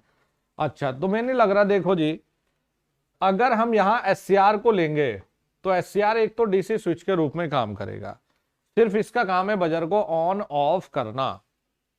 तो क्या टिक करना था भाई, सिलिकॉन कंट्रोल्ड रेक्टिफायर, क्योंकि ये DC स्विच के रूप में जाना जाता है। ये है हाई फ्रीक्वेंसी या रेजोनेट, ये मेगाहर्ट्ज रेंज में। ये हमारा AC स्विच है और ये भी हमारा AC स्विच के रूप में जाना जाता है। देखो ये इसमें क्या पॉइंट लिखवा रखा है कि यह एक DC स्विच के रूप में, दिखाओ पढ़ देता हूं ना तो मैं आगे तो मदद मिलेगी। एक 4 परत 3 जंक्शन 3 टर्मिनल वाला डिवाइस है। इसमें 3 टर्मिनल एनोड कैथोड और गेट बनते हैं। इसमें 4 परत PN होती है। वह एक यूनिडायरेक्शनल डिवाइस है। जब धारा एनोड से कैथोड पर बहती है, इसमें एनोड से कैथोड पर, इसमें गेट कैथोड के पास पी लेयर पर जुड़ा होता है। वह गेट से केवल ऑन हो सकता है, लेकिन ऑफ नहीं हो सकता। हाफ कंट्रोल डिवाइस के रूप में जानते हैं। नीचे लिखा यह है DC स्विच के रूप में कार्य करता है। इसका काम एम्प्लीफिकेशन का है ही नहीं, सिर्फ एक स्विच के रूप में इस्तेमाल होता है। चलो जी नेक्स्ट, देखो अभी पहले पेज की चर्चा चल रही थी, ये जो 2 8 18 ये आती है 2n स्क्वायर से, इसी से फिर तुम मारते हो 2 8 18 और 32। बल्कि श्याम वाली शिफ्ट में, तुम्हारी वाली शिफ्ट में तो एक ये भी था, ये होता है ना KLMN, K में कितना होता है।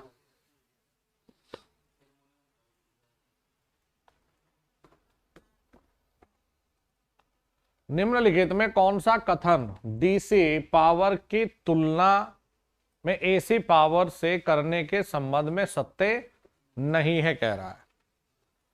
DC पावर की तुलना AC पावर से करने के संबंध में सत्य नहीं है।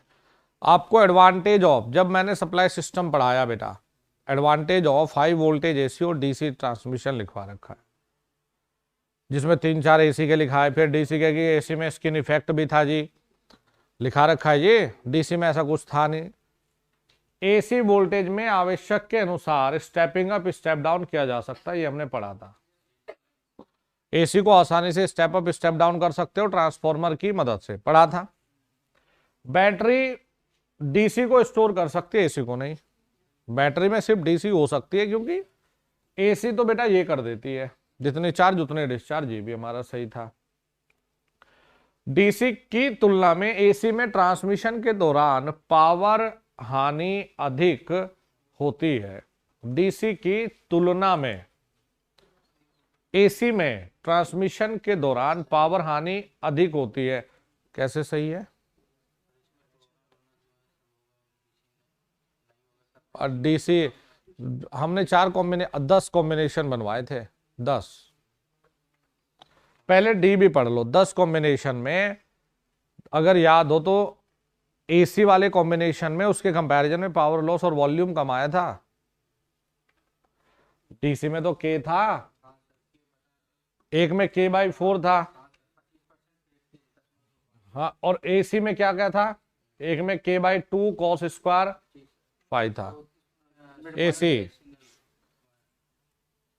डीसी की तुलना में एसी में ट्रांसमिशन के दौरान पावर हानि अधिक होती है। नेक्स्ट कह रहा है कि डीसी की तुलना में एसी कम खर्चीला और आसानी से उत्पन्न होता है। नहीं, एसी कम खर्चीला तो होता है क्योंकि एसी के सर्किट ब्रेकर भी सस्ते बनते हैं और आसानी से उत्पन्न होता है, तो एसी उत्पन्न भी आसानी से होता है।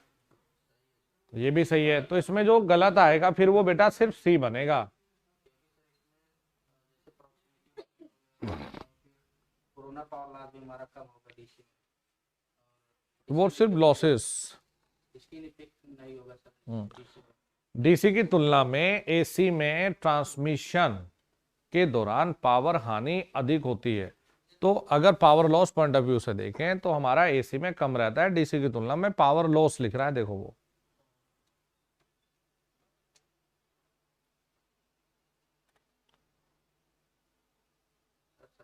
सर बोल रहा है कि डीसी की तुलना में हाँ, एसी में ट्रांसमिशन के दौरान पावर हानि अधिक होती है। तो ये तो गलत हो गया ना फिर।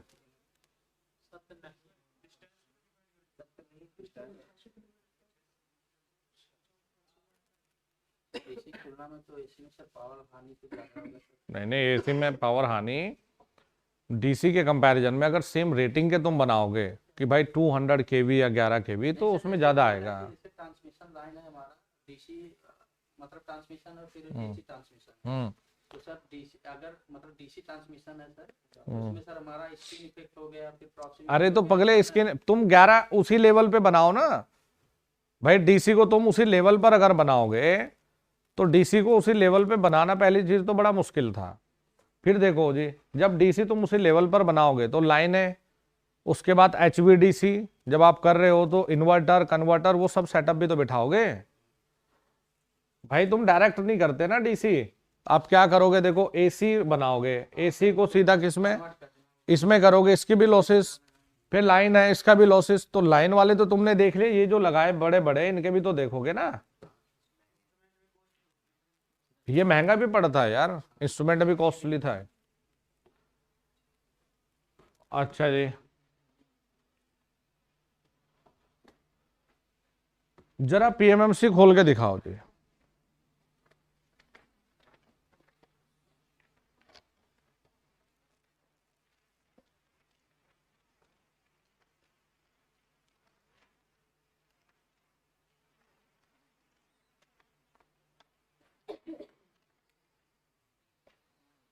देखो भाई, बच्चों पीएमएमसी में देखो एक लाइन लिखवा रखी है, अगर याद हो, यह औसत मान को नापता है, एडी करंट डैंपिंग इस्तेमाल करता है। इनको सुन लो, पीएमएमसी में यदि स्प्रिंग टूट जाए तो वह टीडी का मान 0 हो जाता है, पॉइंटर 0 अवस्था में पहुंच जाएगा। पीएमएमसी से शुद्ध साइनसोइडल सप्लाई को नापते हैं तो यह 0 मान देता है।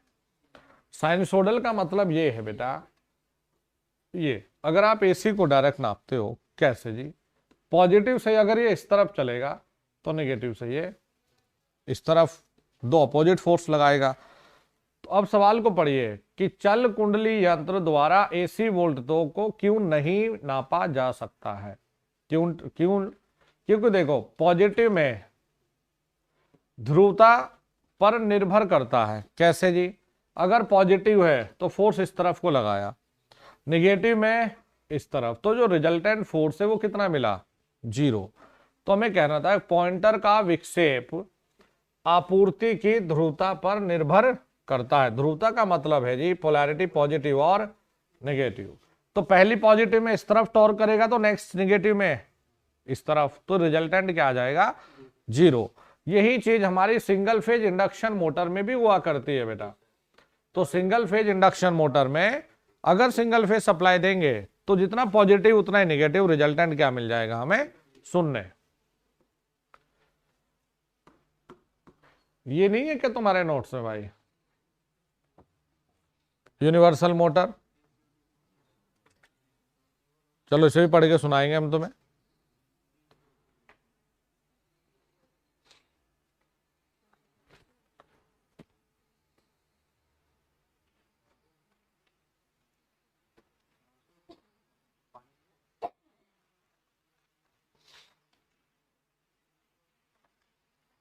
यूनिवर्सल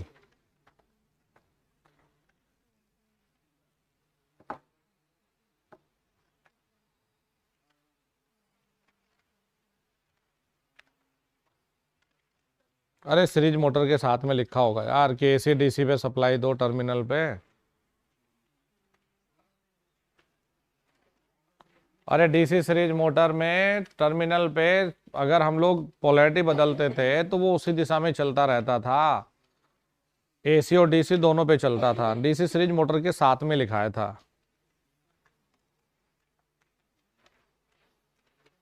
मुझे देखो मैं ढूंढ लूंगा, डीसी सीरीज मोटर के साथ में होगा।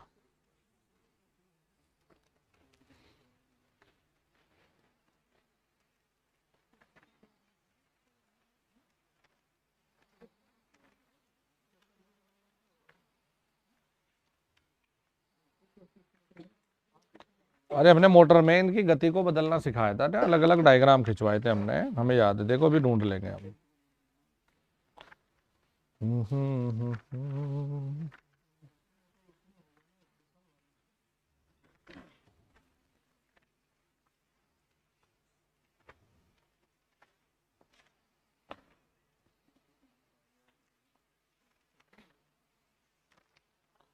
ढूंढ लेना, कहीं ना कहीं लिखा हुआ सीरीज के साथ में, हमें याद है हमने लिखवाया रखा।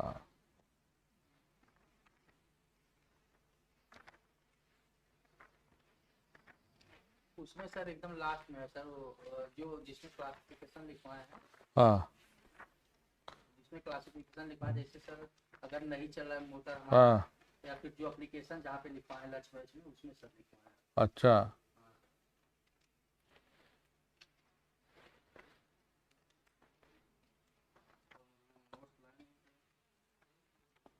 लेकिन लिखा जरूर है, कहाँ है ये नहीं है, ये तो मुझे अच्छे से याद है कि लिखवा रखा, क्योंकि मैंने ये बनवाया भी था डायग्राम और कहा भी था कि यूनिवर्सल यानी कि डीसी सीरीज मोटर।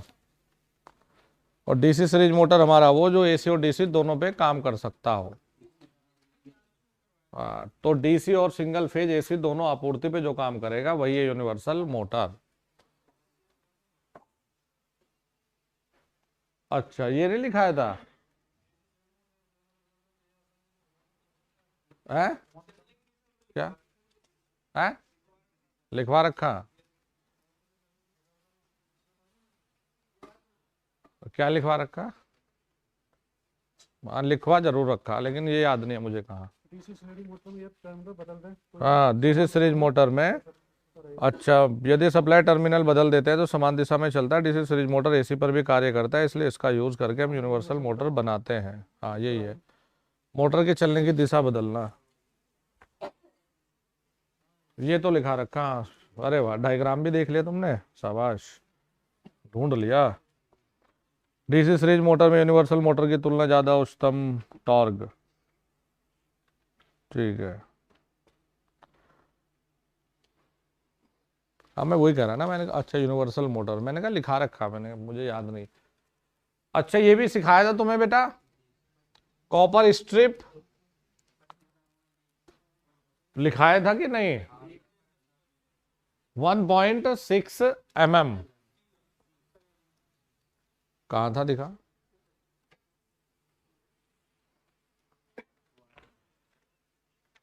अर्थिंग की इस पद्धति में यदि तांबे के 25 mm गुणा 1.6, यही तो है, और जीआई के लिए 25 गुणा 4, यही तो है। अब ये बताओ इसका कितना दिया रे, आयोग ने क्या माना इसका? ये भी है। हम तो सोच रहे कोई ऑब्जेक्शन लगाने की बात होगी तो बच्चे कर दे। आज तो लास्ट है शायद 31, आज लास्ट है ना। लेकिन नहीं दिए इसने, ऐसा कुछ एरर थी नहीं पेपर में, मैंने 150 तक देखा इसे। लो भाई, आपको थायरिस्टर पढ़ा रहा था मैं अभी, कल ही तो नोटबुक लेके लिखा बताया था तुम्हें। एक्सपल्शन को किस नाम से जाना जाता है? अरे आपके नोट्स में बकायदा मैंने कहा था तो कि देखो ये भी आएगा, पढ़ के सुनाया था अभी। क्या है जी? इसका दूसरा नाम था प्रोटेक्टर ट्यूब।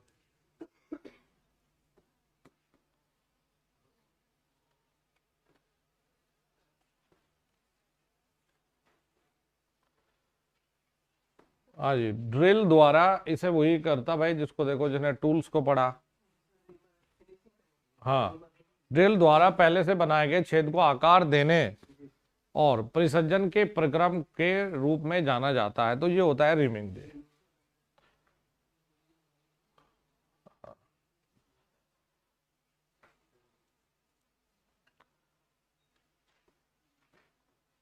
चलो जी, बीजेटी के लिए निम्नलिखित में से कौन सा कथन सही नहीं है? बताओ। देखो बीजेटी में बकायदा लिखवा रखा है तो तुम्हें। सही नहीं है, बीजेटी खोलो जरा। है डोपिंग होता है, डोपिंग।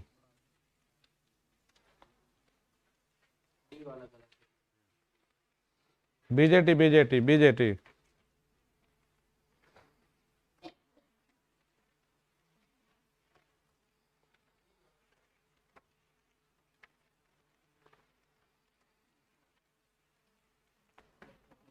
अरे वाह, देखो जी, बीजेटी एक बायोपोलर डिवाइस है क्योंकि बीजेटी में धारा मेजोरिटी व माइनॉरिटी दोनों चार्ज कैरियर के कारण बहती है। यह पी व एन प्रकार के सेमी कंडक्टर को जोड़कर बनती है। ट्रांजिस्टर 3 टर्मिनल होते हैं। ट्रांजिस्टर एक एक्टिव डिवाइस होता है। ट्रांजिस्टर एक सेमी कंडक्टर डिवाइस है। ट्रांजिस्टर बीजेटी एक करंट कंट्रोल डिवाइस है। बीजेटी एक करंट कंट्रोल्ड करंट सोर्स है। बीजेटी का मेन क्या है? इलेक्ट्रिकल सिग्नल को एम्पलीफाई करना है। अच्छा जी, बीजेटी में 3 ये दिखा रखे और बकायदा देखो ये साइज में भी बना के दिखा रखे जी, छोटे बड़े, ये सबसे बड़े ना ये। बीजेटी बेस रीजन पतला होता है, सही कह रहा है। बेस रीजन मामूली डोपिंग होती है, हल्की फुल्की डोपिंग है। कलेक्टर रीजन का क्षेत्रफल उत्सर्जक के क्षेत्रफल से अधिक होता है, बड़ा है हीट के लिए। कलेक्टर रीजन में मादन स्तर उत्सर्जन के मादन स्तर की तुलना में थोड़ा अधिक होता है। नहीं, कलेक्टर में मादन स्तर कम होता है, एमीटर में ज्यादा होता है, क्योंकि मेजोरिटी चार्ज कैरियर यहीं से एंट्री करते हैं। हाँ, ये देखो ना, ये पूरी टेबल बनवा रखी सर ने। तो कौन सा है? देखो जी, कलेक्टर है मॉडरेट, सबसे हाईली डोपिंग कहाँ है? एमीटर में। तो ये मिल गया जी, देखो गलत।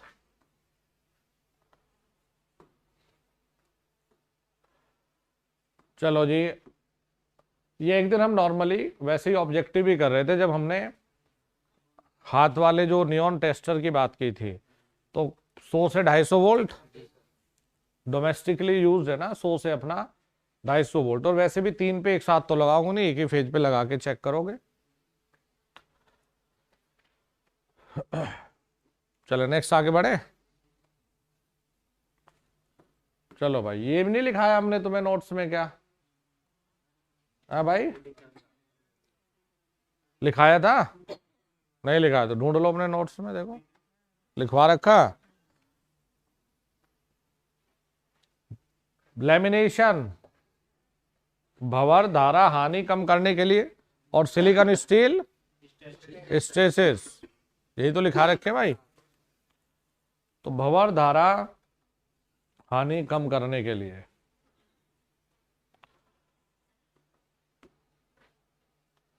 ये नहीं लिखा रखा तुम्हें ट्रांसफॉर्मर, मशीन में बढ़िया थे यार, 20 के लगभग सवाल हो गए मशीन में दिखाना भाई, और लेकिन मुश्किल कुछ नहीं था भाई, नोट्स में है। लोड के साथ बदलने वाले कौन से थे भाई, ये तो ये हो गया हमारा एडी वाला, तो ये हो गया। अब कॉपर पे आ जाओ, एडी वाला तो खत्म हो गया अब।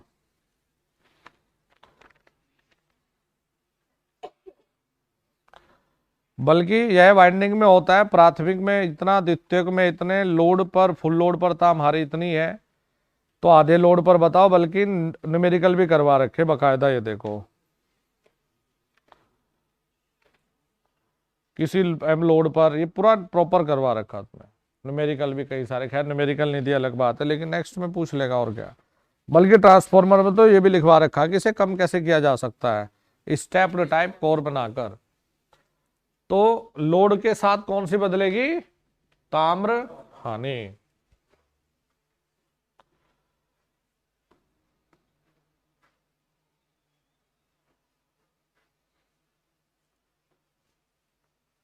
उच्चतम इल्यूमिनेशन, सबसे हाईएस्ट यानी उच्चतम प्रदीप्ति घनत्व, प्रदीप्ति वही ना इल्यूमिनेशन, कौन से महीन है, नहीं बहुत हाई है, तो किस तरह के कामों के लिए, अरे जो महीन काम, वार्न सुमेलेशन, यही तो है। ये मैंने जब इल्यूमिनेशन पढ़ा रहा था उस समय जिक्र भी किया था, मैंने कहा था ऑपरेशन थिएटर, मैंने ये भी उदाहरण दिया था। एक बच्चे ने कहा जी किचन में, मैंने कहा तुझे क्या करना है, तुझे ये तो देखना है कि प्याज कैसे हुए, तू क्या करेगा इतने ज्यादा इल्यूमिनेशन का। तो ये था हमारा वर्ण सुमेलन के लिए। चले भाई आगे, कौन सी ऐसी संट आवश्यकता, कौन सी एक ऐसी संट आवश्यकता नहीं है जिनका उपयोग समान रेंज बढ़ाने के लिए किया जाता है। देखो जी, पीएमएमसी मेजरमेंट से भी ठीक ठाक सवाल है इसमें,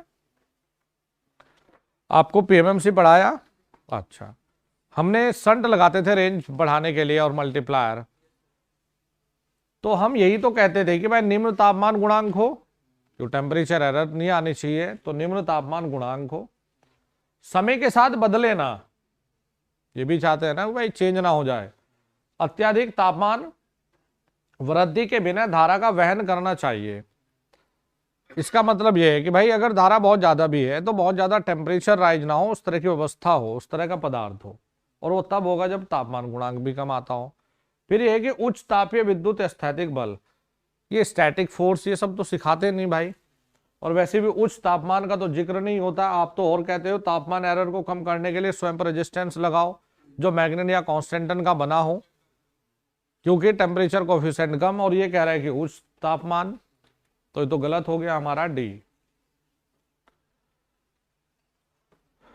ट्रांसफॉर्मर की चर्चा कर रहे हैं जी भाई, सिंगल फेज और थ्री फेज आपको बकायदा नोट्स में, ये सिंगल फेज है, थ्री फेज है, सत्य नहीं है। सिंगल फेज ट्रांसफॉर्मर की तुलना में थ्री फेज ट्रांसफॉर्मर के लिए जहां केवीए रेटिंग समान है, अब देखो निम्नलिखित में कौन सा कथन सत्य नहीं है, तुलना में थ्री फेज। आपको क्या कहा, देखो भाई बच्चों, सिंगल फेज का डिसएडवांटेज ये है कि सिंगल फेज अलग अलग लगाओगे और फिर ज्यादा जगह लेगा। अब थ्री फेज एक में ही वाइंडिंग लगा दो, बकायदा मैंने थ्री फेज के कनेक्शन भी करवाए तुम्हें, तो यह सस्ता है, सही नहीं है, यह अधिक जगह लेता है, तो थ्री फेज कम जगह लेता है, तो ये हो गया हमारा, यह अधिक जगह लेता है। बल्कि आपको ये भी बताया था कि भाई काम करो, जैसे कोयल माइन में, कोयले की खान में, तो सिंगल सिंगल वहां जाएंगे क्योंकि बड़ा एक साथ जाएगा नहीं, और वहां पे पैरेलल में चला के थ्री फेज बना लो। हाँ भाई, मैग्नेटिज्म को खोलो जरा, ये तो मुझे नहीं लगता हमारा कोई बच्चा भी नींद में भी इसे सही करके आता। भाई यही था लिखा हुआ तुम्हारे नोट्स में कि नहीं है, क्या था, एम्पियर टर्न होना था। हमने तो बल्कि इसका और एडवांस वर्जन भी पढ़ा के भेजा था, गिलबर्ट भी पढ़ा के भेज रखा भाई। और गिलबर्ट क्या था, देखो कि भाई 1.26 गिलबर्ट होते, 1 एम्पियर टर्न बराबर में 1.26 गिलबर्ट हुआ करते हैं। हाँ, सीजीएस यूनिट। देखो ये था बेटा कंट्रोल का। अगर आपको आइडिया नहीं है तो आप इसे छोड़ के आ जाते, कोई दिक्कत नहीं, क्योंकि आपको ये ना पढ़ाया जाता ना, आपके सिलेबस का हिस्सा होता। लेकिन अब हमें आइडिया हो गया, अब हम एक लेक्चर यूपीपीसीएल के लिए लेके भेजेंगे तुम्हें। अब हमें पता चलेगा कि भाई ये यहां भी जा सकता है। डिफ्लेक्शन, ये क्या होता है ना, डैम्पिंग कॉफिशिएंट होता है बेटा जीटा। ठीक है जी, अभी तुम्हें कुछ आइडिया नहीं है इसके बारे में। देखो जीटा बराबर, दो सवाल थे यहां से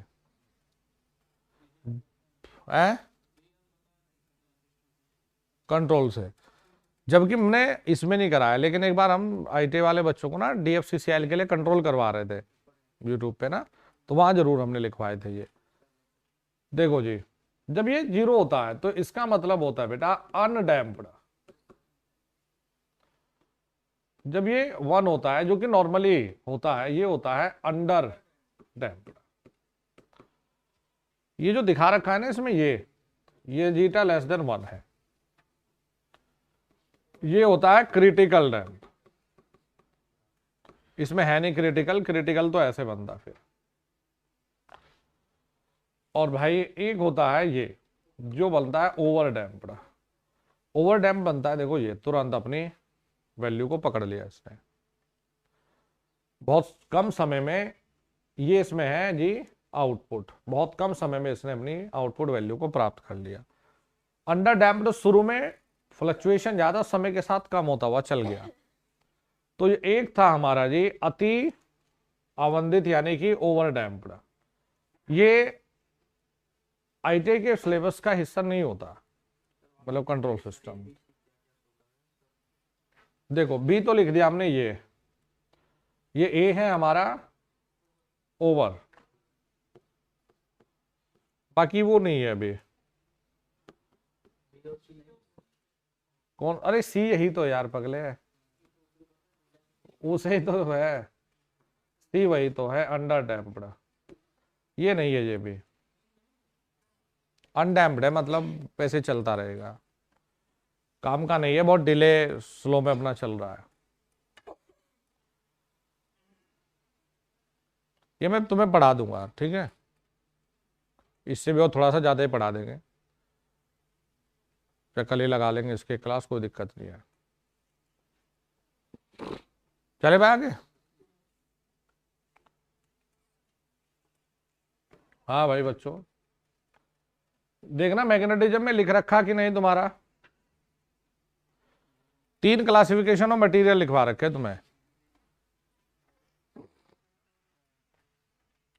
क्रांतिक तापमान के नीचे मैग्नेटिज्म ना दिखाएं,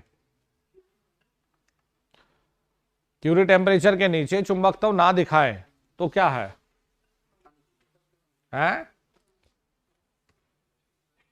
हिंदी में बताओ इनका मतलब। लोह चुंबक तो वो हो गया मैग्नेट, लघु लोह ये छोटी होगी, प्रति लोह चुंबक क्या होता है?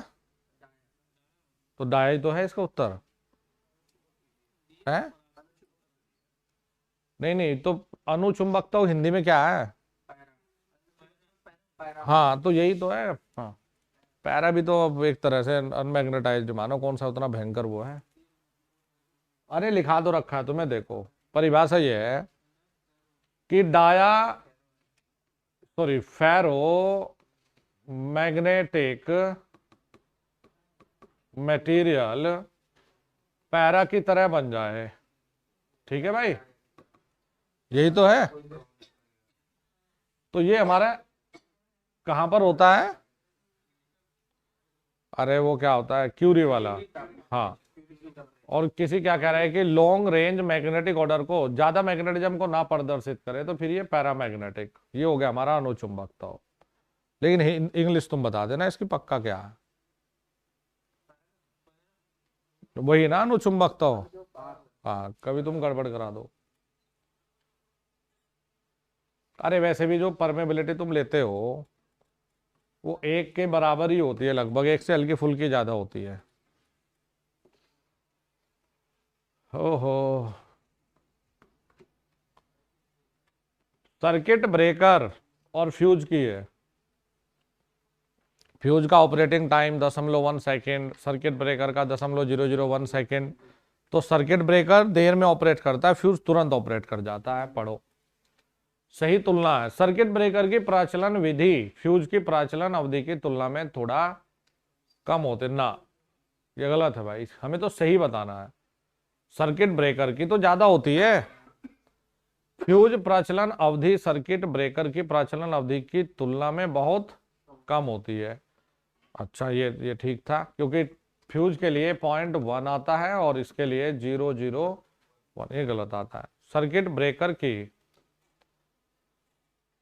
फ्यूज के लिए ये कम आता है भाई। सर्किट ब्रेकर की प्रचलन अवधि मतलब ऑपरेटिंग टाइम ना, फ्यूज की प्रचलन अवधि की तुलना में बहुत कम ना, वो भी सही है। फ्यूज जल्दी ऑपरेट करता है, सर्किट ब्रेकर देर में ऑपरेट करता है। ये सर्किट ब्रेकर की तो ये मानो कि ये होती है, ये जो कम समय में ऑपरेट ना, ये फ्यूज की होती है। अरे पहले रिले आएगी, अनबैलेंस कंडीशन को डिटेक्ट, फिर सर्किट ब्रेकर को कमांड देगी, फिर खोलेगा, फ्यूज में ओवर करंट जला और खत्म। कितना टाइम हो गया?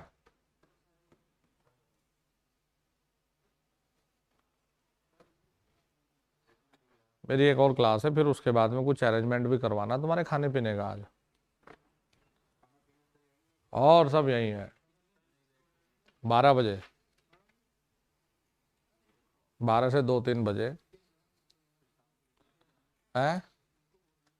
और क्या पार्टी है? तो नया साल कौन सा ये है? अगली बार तुम कहीं और होंगे, अपना कोई नौकरी कर रहा होगा आराम से, है। यहाँ के और लोग रहेंगे, उनके लिए पैसा भेजना होगा जो सेलेक्ट हो जाएगा।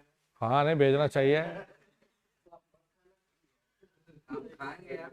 नहीं नहीं, वो बोल रहा है अगली बार, अगर अगली बार जो लोग नौकरी कर रहे होंगे तो जो यहाँ होंगे उनके लिए पैसा भेजना पड़ेगा। सही बात है, होना तो यही चाहिए, लेकिन कोई भेजता नहीं। नहीं नहीं, फेयरवेल थोड़ा ही, हमसे कौन सी फेयरवेल तुम्हारी, हम तो तुम्हारे जीवन में अब चढ़ गए रजिस्टर में। हाँ भाई, चलो। रेस का क्या अर्थ है? वो मूवी वाली रेस नहीं है ये, इसका मतलब है देखो, रेस्क्यू, अलार्म, कन्फाइन मतलब रोको, इसका हिंदी में मतलब ये होता है एवैक्यूट करो, निकालो यहां से लोगों को ना, तो ये मतलब होता है। ये हमारे सेफ्टी पार्ट से हैं, और ये हमने रियलाइज की है कि सेफ्टी पार्ट में आपको, और जो डीपली हमारे किताबों में नहीं है चीजें ना, जो वैसे ही है वो भी मतलब लिख लेनी चाहिए एक पेज पे। जैसे किताब में तो वो दे रखा तुम्हें, ABC लिख दिया, इसने ABC को थोड़ा मॉडिफाई करके पूछा है।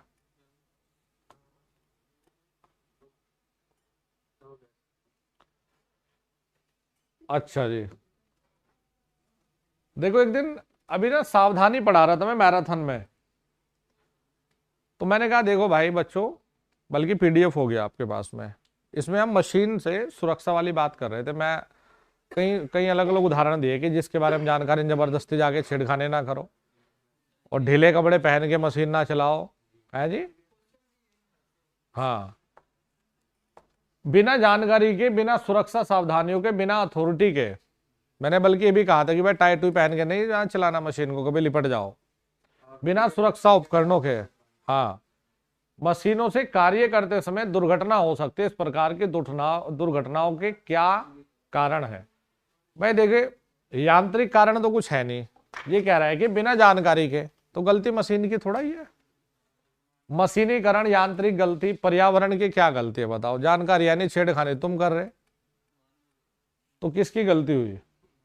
मतलब ये जैसे एक क्लास में भी, पिछली क्लास में जब हम ऑब्जेक्टिव नहीं कर रहे थे, मैं जब चेंज करके ला रहा था सवाल को, तो इनमें से एक बच्चे ने लिखा हुआ बड़ा ही प्यारा सा स्टेटमेंट था, सर ये बहुत बड़ी गलत बात कर दिया आपने जो ऑप्शन लिखे, ये आपने ऑप्शन बहुत घुमा के लिख दिए। हमें बोला यार देख, एग्जामिनर की तरह सोचा हमने, तो एग्जामिनर आपसे पूछ के थोड़ा ना सवाल लिखेगा।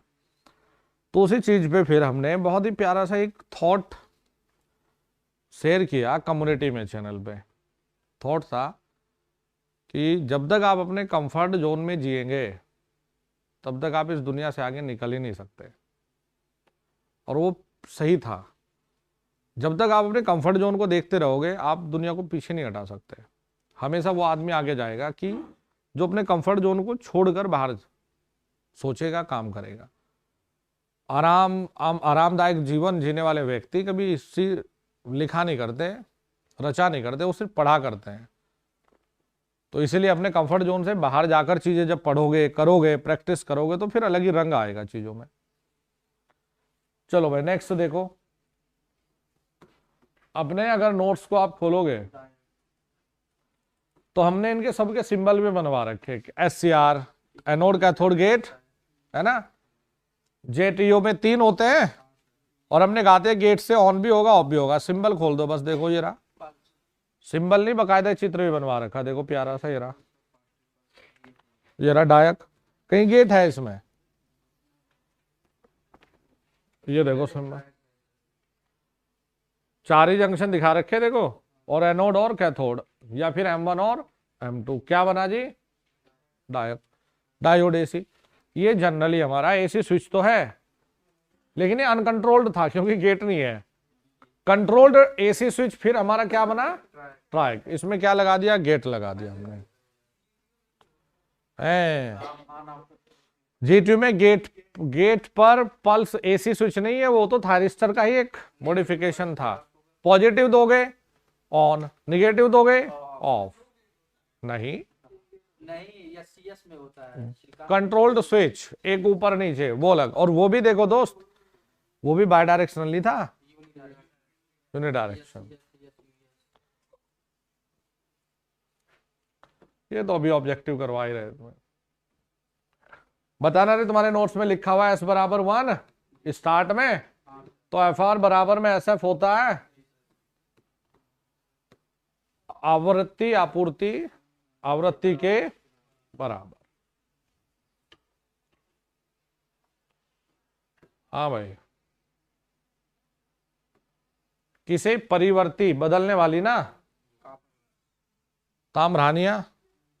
मतलब ये मान लो अगर मैं काउंट करूंगा तो मशीन के आराम से मुझे 20 सवाल मिलेंगे इसमें, लेकिन सारे मलाई सवाल है, कोई भी नहीं घुमा रखा वैसे इसमें।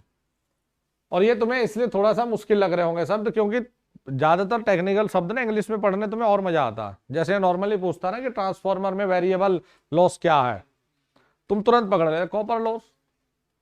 भाई जैसे सेथिल्य, भंवर, लोहो, इनको थोड़ा पढ़ने में एक बार की क्लिक करने में दिक्कत हो जाती है। इनके टेक्निकल शब्द तुम्हें याद है, एडी करंट, हाइस्टेसिस, ये शब्द याद है।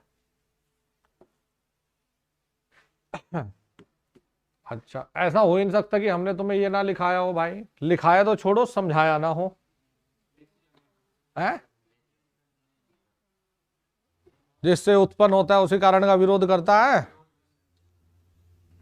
किसके जैसा था? न्यूटन के थर्ड लॉ, क्रिया प्रतिक्रिया वाला। तो क्या था भाई? लेंज का नियम। बकायदा तुम्हें एक्सप्लेन किया, देखो नोट्स खोलो, लेंज का नियम खोलो, बकायदा एक्सप्लेनेशन था।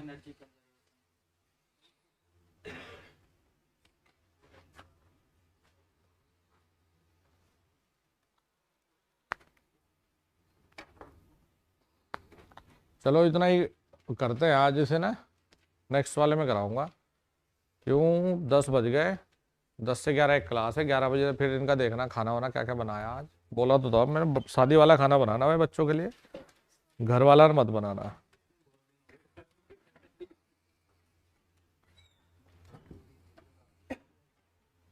भाई ये तो ये जाने भाई, हम तो देख पैसे देने वाला आदमी, ये क्या बनाता है नहीं बनाता देखो। किसी दिन फ्री रहते उस दिन हम बना ले तुम्हारे लिए पुलाव उलाव, और क्या बता